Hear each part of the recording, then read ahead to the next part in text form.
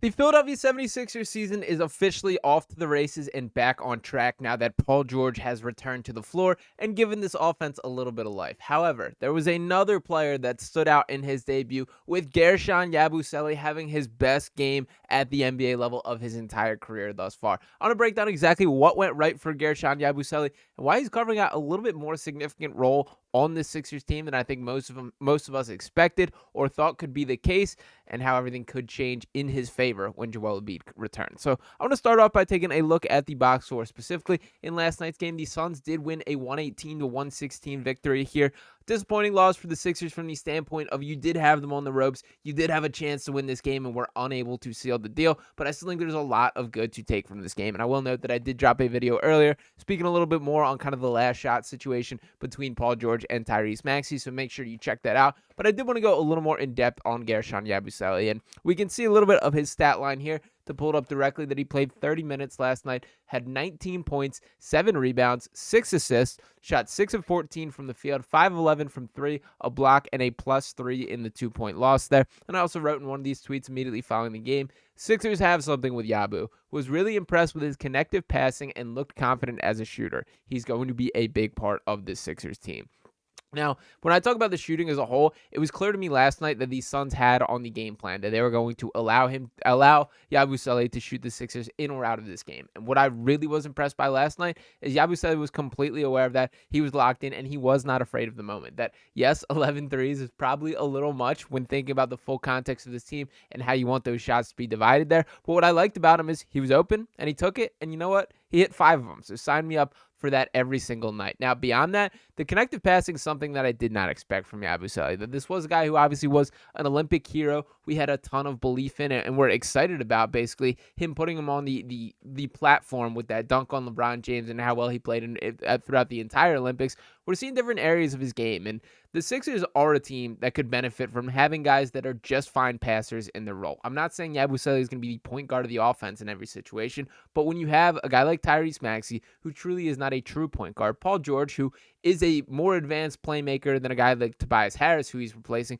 but not a guy who is, known for his playmaking chops. Having a guy that is just a capable ball mover and can make the right decision with his ball in his hands is a big deal, and Yabusele looks to be checking those boxes. He had one full court pass to Tyrese Maxey, which led to a layup from the other side of the court, which is a really high IQ move. That's something that has really stood out to me through these first couple games. He's a high IQ basketball player, and that was something that I wasn't able to necessarily pick up on during the Olympics. Now, when I mentioned kind of the wide open shots here, did want to put this in full context for my guy Tiago, saying that Yabusele ranks 8th among all qualified players in wide open effective field goal percentage this season. And what's important to note there is that when you give him the shot, when you force him to be the guy within the flow of the offense, and teams are going to do that when thinking that he's going to share the floor with Tyrese Maxey, with Paul George, with Joel Embiid, that there's going to be a lot of times where they're hoping Yabusele is the guy knocking shots down, and he looks to have the confidence to do that. It's kind of interesting, too, his processing the game is cool in those moments, because it's kind of like the pass is swung to him. He looks to make the right decision to get the ball where it needs to be, and when he sees defense sagging off, it's like, all right, let me let it rip, and he has, and hit at a decent rate there. Now, where I think specifically Yabusele has had the opportunity present for him lately has unfortunately been the downside of Andre Drummond. That there was a ton of hype from the Sixers' decision to bring him back to the organization, a guy who has served as a capable backup for Joel Embiid for half a season before he was traded as a part of that James Harden deal, and a guy who's very excited to return. Well, unfortunately, Drummond has not quite been as advertised through the first couple games. He did have a strong start to the season, but really has fallen off since then. And to take a little bit of a look at his box score here, we've seen his role shrink. That last night's game against Phoenix, the least opportunity that he has seen on the floor, just 15 minutes and 3 seconds of game time. And to be perfectly honest, when watching the game, that felt like too much to me last night. That his overall stat line of 8 points, 5 rebounds in 15 minutes is not enough for Andre Drummond. That is what he is out there to do, and he has not delivered on that. And even beyond that, it was the turnovers that were specifically bothersome last night. 5 turnovers is just way too much for really any player on the court, and particularly one who should be as low usage as a guy like Andre Drummond. And this also comes off the previous game in which he logged 29 minutes and 17 seconds of game actions, shooting 1 for 7 from the floor against the Memphis Grizzlies is just not good enough. We know the shot quality for what we're getting from Drummond. Those are all shots around the rim there. And it was clear to me he was notably bothered by a guy like Zach Edey. And I get it. Edey's a monster, a dude 7'5", a guy that, is going to have a healthy NBA career himself. But those are matchups that you hope that Drummond can hang a little more. And beyond just the box score impact for what we're seeing from him, we're kind of seeing the limitations to him offensively. Now, part of this is the point guard play, that whenever you're talking about the big man as an effect, as a roller, as a guy who's adding points there, they kind of got to be spoon-fed opportunities. A guy like James Harden is a player that was very effective at elevating big men, that he's made players like Clint Capella multi-millionaires just for playing next to him like that. Tyrese Maxey is not that caliber of playmaker yet. He's a incredibly talented scorer and a guy who looks so much better now that he was sharing the floor with Paul George. But when we're talking about actually raising the caliber of playmaking within the offense, Drummond doesn't quite have that guy to lean on. There have been a couple flashes with Kyle Lowry taking on these responsibilities, but really where I think the problem is it's in Drummond internally, that he does not roll hard enough. He kind of does this weird thing where he'll set the screen and basically just like float his way to the paint, and that just does nobody any good. That you got to either roll with some determination and attack the rim and try and create a shot for yourself, or if you want to work on this three-point shot that you've talked about all preseason, then get into a pick-and-pop situation and get out there and knock down a three-pointer. Now, enter Guerschon Yabusele, who has a bit of a different look when he is on the floor. That he is a guy who screens hard, rolls with intent, and is plenty capable of knocking down three-pointers in a way that Andre Drummond simply isn't. Now, I'm not going to argue that Yabusele is the more talented rebounder. And in fact, when really projecting things forward, I think Yabusele is a bit of a negative in the rebounding category when he's playing the center spot. But I do think there's a world where if he shifts into more of a power forward oriented role, which is expected to be the case when Joel Embiid comes back. And he spoke on that himself, saying, quote, "I think when Joel's back, I'm going to be playing more at the 4, but it's something that I'm excited for. We've got two of the best players, Embiid and George, in the world on our team that are coming back." So he's aware that his role is going to shift into more of a power forward oriented role.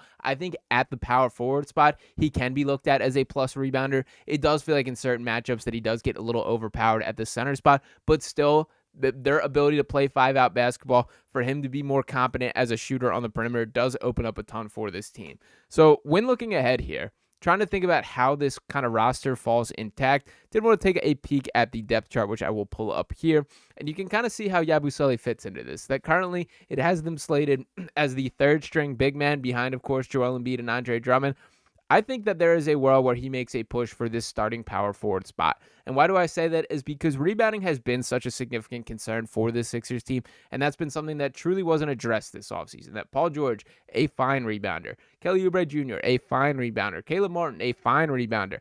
Those aren't guys that are going to be dominating the Josh Harts of the world that clearly gave the Sixers trouble last year. Yabusele is a guy who has that level of physicality, has that level of rebounding ability, and is ready to work from every single second that he is on the floor there. So it's going to be interesting to see how things play out from here.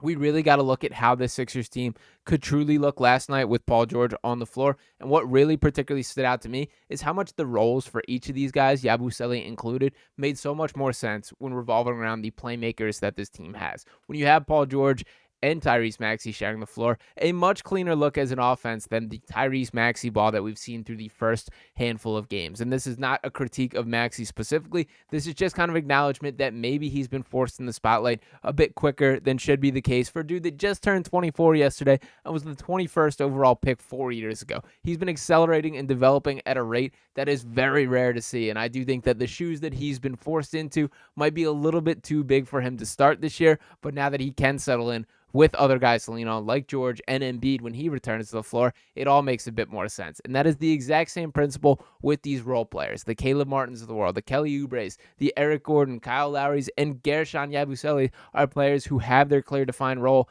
who will fit when all these pieces are together. So it has been an ugly start to this Sixers season, but you're beginning to see how the bones of this team are designed to connect together and build towards a true contender here. And I do truly feel that Yabusele is going to be a more significant part of that particular, game plan building for this team than I expected to be the case coming into the year. I would not rule out him at finding a way to win that starting power forward spot. And at the minimum, I think he's in the top 7, top 8 of this rotation as it is currently constructed and as things look. If he keeps playing well, the opportunities will be there. I do get the sense Nick Nurse is liking what he's seeing from him. He is an all energy and all effort guy who leaves it all out on the floor, and knocking down shots gets you pretty far on this Sixers team. So we'll see how things shake out from here. But last night was absolutely the most impressive game that we've seen from Yabusele thus far in his NBA career. An NBA career high for him, with his previous being back in the 2018 season when he was with the Boston Celtics. So cool to see him snapping out of this, earning his spot in the NBA. And I do think last night was one of those eye-opening performances from him where there's more to this guy than we have seen just yet. So let me know what you guys think in the comments, and I do want to hear your thoughts on particularly him starting at the power forward spot. That is something that I am really warming up to. I don't want to make any sort of determinations yet until we see, of course, Joel Embiid return to the floor, which is when this roster will entirely make sense. But I'm loving what I'm seeing from Yabusele, and I think that there is still more to uncover there. So shout out to Yabu for coming back to America and bringing his talents to the Sixers team. Shout out to you guys tuning into this video here. Make sure you smash that subscribe button and drop a like if you have not already. I will talk with you next time right here on Sixers Digest. Peace.